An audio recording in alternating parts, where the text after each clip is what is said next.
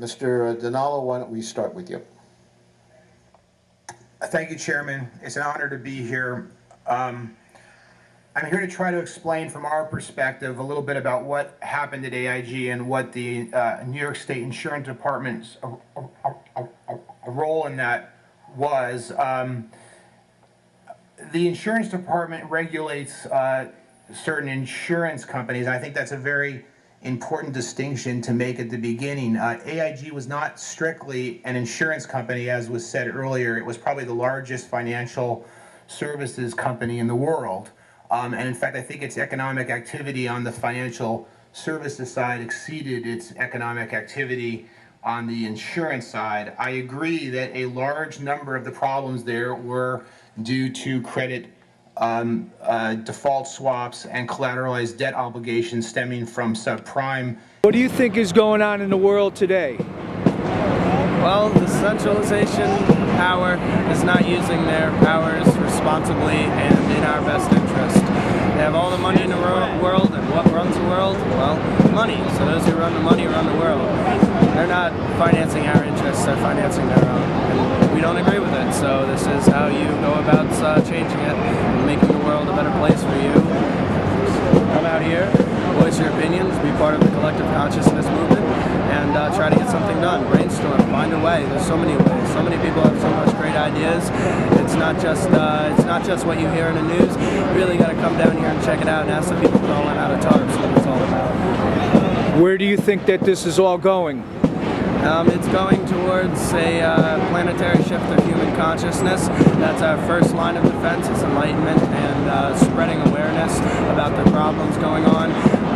Most of the people who don't think there's anything going wrong are the people who just simply do not know enough about the issues at hand. Have you ever heard of the Rothschild bankers? Yes, for sure. But they are only part of a much deeper disease. They are, yes, catalysts in the whole ordeal, but even the tobacco, paper, cotton, and private prison industries and alcohol industries that lobby to keep things like hemp illegal, they're part of the problem just as much as Wall Street and the Rothschilds. Do you think that if we had a hemp-based economy, we would be able to pull ourselves out of this recession/depression? I definitely believe that there is much money to be made in the hemp industry. 1 acre of hemp equals 4.6 acres of trees.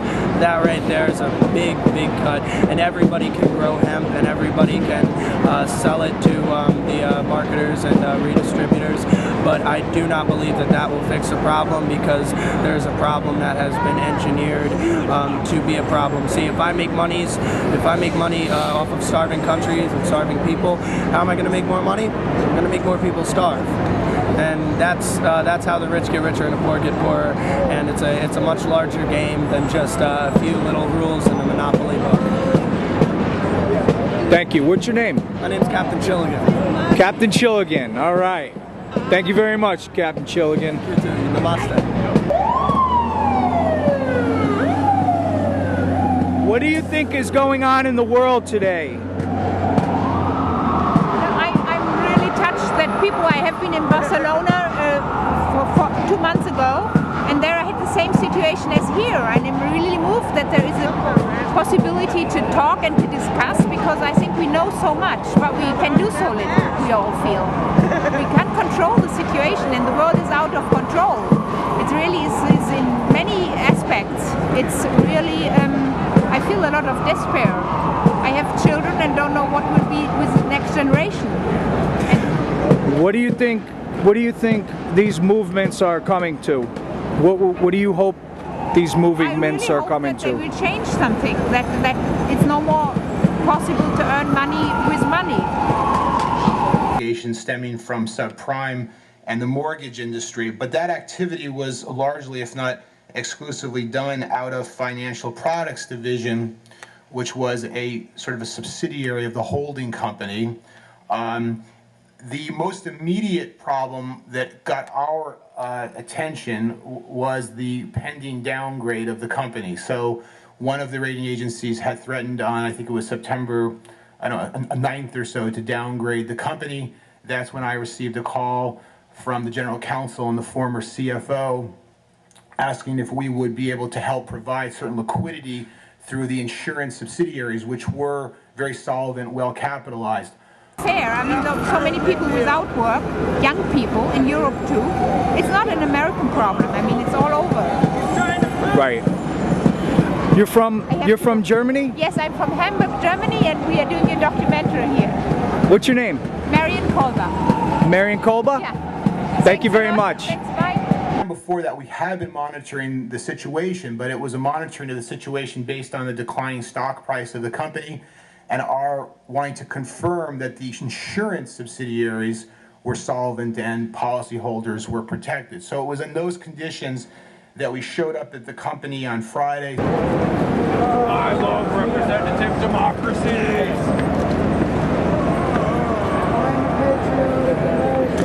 Vote Democrat. Saturday and Sunday, the long weekend, which went into Monday and Tuesday at the Federal Reserve, where different private solutions were looked at. The history is well written now in the press, but I can answer questions about that. But the solvency problem was fine. The liquidity problem kept on growing over the weekend, and the hole looked larger and larger. And whatever we could have done through New York State, which the governor of New York, David Patterson, had authorized us to try to help do, became not enough, and we ended up with a larger and larger liquidity holder problem. We were there to validate the concerns of the company, which were true. We were also there, I think, to validate for the Federal Reserve that there was real solvency and capital in the insurance companies, which was what the bedrock of the transaction was. In other words, the $85 billion could not have been loaned if there was not any hope of getting the money back, and to a large extent, whatever returns they're going to be are because of the robustness of the insurance company. Obama is your friend. Call the cop. Push any lever. Smash the unions. My work 40s. To a large extent, I agree. I think that AIG got well away from its core competency of insurance. It went into very complex instruments called credit default swaps, which I can explain some of the basics as I've been asked. But overall, the state regulation of it, I think, worked quite well. It is a lesson for us to talk about, I hope, about what is the right way to regulate holding company undertakings. There were 71 U.S. insurance companies. As I said, without them, there would not have been a bailout, but to an almost exclusive extent, the problem was caused by activities conducted out of financial products. Those activities were largely through the writing of credit default swaps. There are a legitimate need for hedging of risk, which was the beginning of credit default swaps, probably in the 1980s. It's where you own a bond, let's just say, and you own Ford bonds, and you want to hedge your risk that Ford is going to default on those bonds. So you go to a third party and you ask them to essentially insure you against that default. That's the swap. That's the part of the swap. You're swapping the risk of the default with a third party. That is called hedging also, and it is often also called insurance in the sense you're buying insurance against the default of the bond. But I think that the committee should know that is now only about 10% or so of credit default swaps that are outstanding in the world. There are probably over $60 trillion of credit default swaps. A overwhelmingly high percentage are what I termed a couple months ago naked credit default swaps. What that means is you enter into a contract with a party, neither of you own We all must struggle. any exposure to Ford. You're just taking a bet. You're taking a gamble on whether Ford is going to default or enter into bankruptcy or not. It's a form of shorting. It's the way we short the credit worthiness of our industries. It is far larger than the equity shorting, and you've heard about naked shorting in the equities market.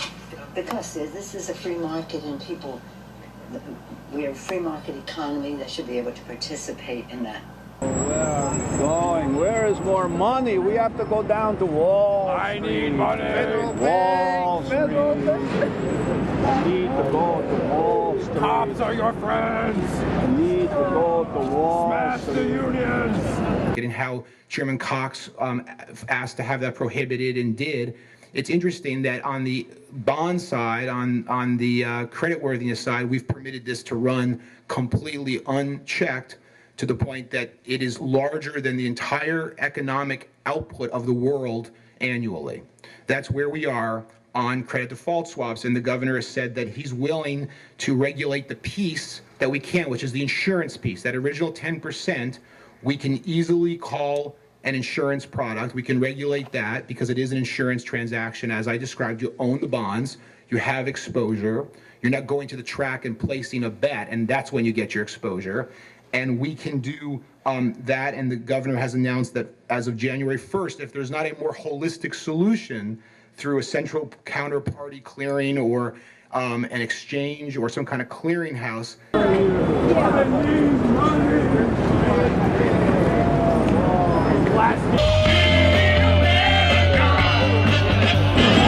Deregulation is good. Privatize the roads.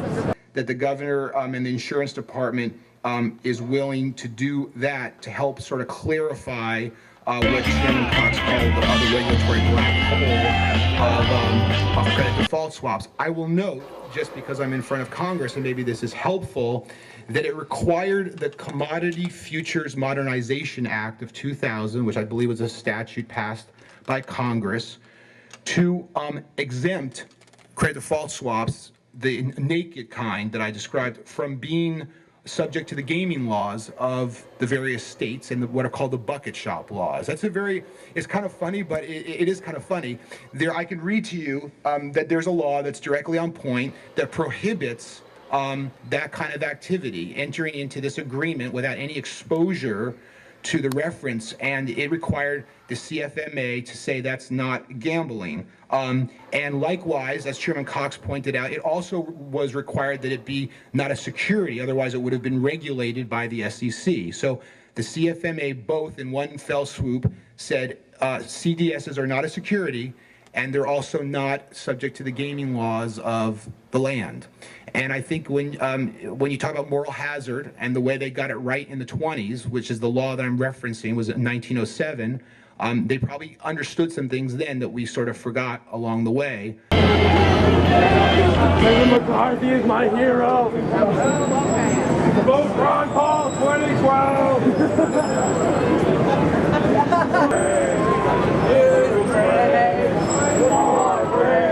What do we want to trade?